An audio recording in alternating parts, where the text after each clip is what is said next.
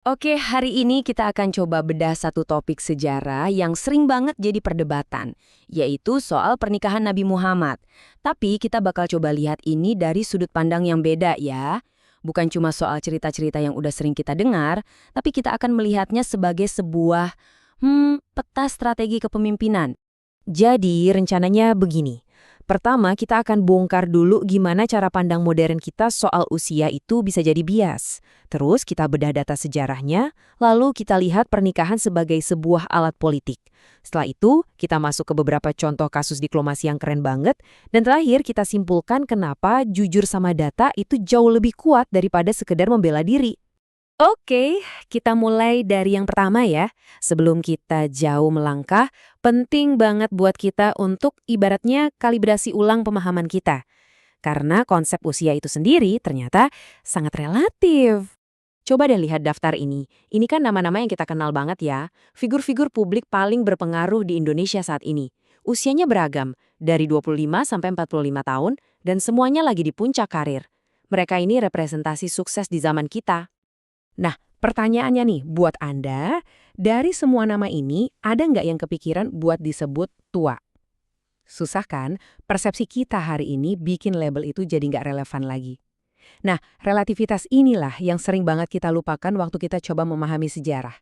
Sekarang mari kita lihat gimana ini berlaku ke data historis yang akan kita bahas. Oke, dengan cara pikir yang kritis tadi, sekarang kita coba terapkan ke catatan sejarahnya. Kita akan bongkar sebuah narasi yang mungkin udah sering banget kita dengar. Narasi populer biasanya menyederhanakan banget. Bunyinya, Nabi menikahi janda-janda tua. Titik. Tapi begitu kita lihat data historisnya, wah ternyata ceritanya jauh lebih kaya, lebih bernuansa, dan, terus terang, jauh lebih strategis. Nah, ini dia datanya. Coba lihat deh. Spektrum usianya itu lebar banget. Mulai dari Safia yang kira-kira 17 tahun, sampai Sauda yang usianya di atas 50 tahun. Jadi, jelas ini bukan satu kategori yang seragam kan? Setiap pernikahan ini punya konteks dan tujuannya masing-masing. Dan ini salah satu kuncinya. Kenapa persepsi kita bisa keliru? Di abad ke-7, angka harapan hidup itu cuma sekitar 35-40 tahun. Jadi bisa Anda bayangkan, orang yang umurnya 35 tahun pada masa itu ya udah dianggap senior. Standar kita hari ini jelas nggak bisa dipakai buat menghakimi masa lalu. Terus kenapa dong mitos yang kurang akurat ini bisa bertahan lama? Sebenarnya ada beberapa alasan. Sebagian besar karena narasi ini lahir sebagai jawaban cepat yang sifatnya defensif, sebagai penyederhanaan bukan dari analisis sejarah yang benar-benar mendalam. Nah, dari sini, mari kita coba pakai kacamata yang berbeda.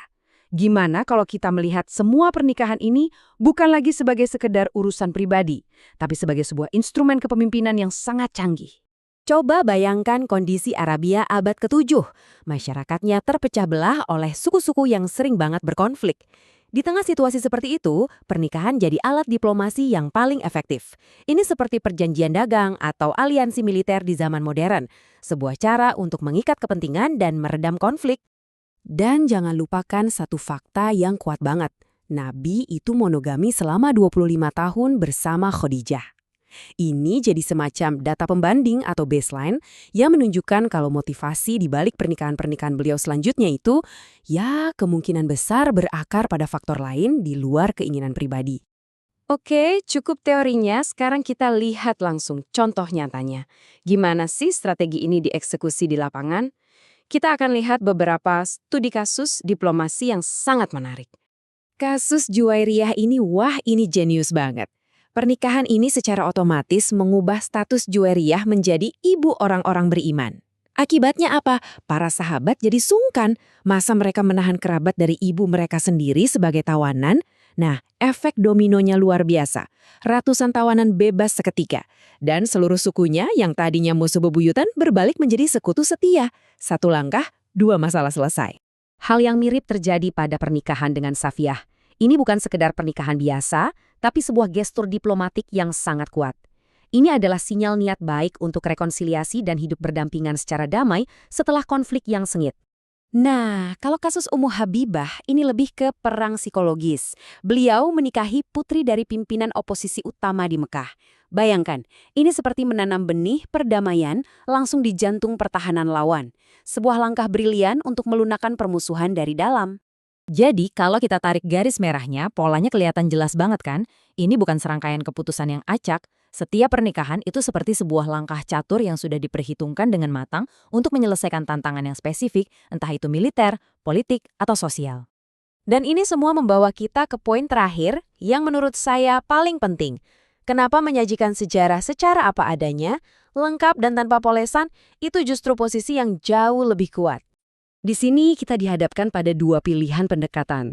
Ada narasi defensif yang simpel, tapi gampang banget dipatahkan karena nggak akurat. Di sisi lain, ada narasi edukatif yang menyajikan semua data apa adanya. Mungkin terasa lebih kompleks, tapi pendekatan ini justru membangun argumen yang kokoh dan, yang paling penting, menyoroti kejeniusan strategi yang sesungguhnya. Dan inilah paradoks yang menarik. Justru dengan kita jujur mengakui seluruh data, termasuk fakta bahwa ada beberapa istri yang usianya muda seperti Safia dan Juwairia, argumen tentang diplomasi dan kepemimpinan strategis ini malah jadi makin kuat, bukan makin lemah. Jadi, saya mau tinggalkan Anda dengan sebuah pertanyaan untuk direnungkan. Bagaimana jika kita berhenti melihat semua pernikahan ini hanya sebagai catatan kaki dalam sebuah biografi dan mulai membacanya sebagai sebuah peta jalan strategis untuk membangun sebuah bangsa? Perspektif ini menurut saya tidak hanya mengubah cara kita melihat masa lalu, tapi juga bisa memberikan kita pelajaran yang luar biasa tentang kepemimpinan untuk hari ini.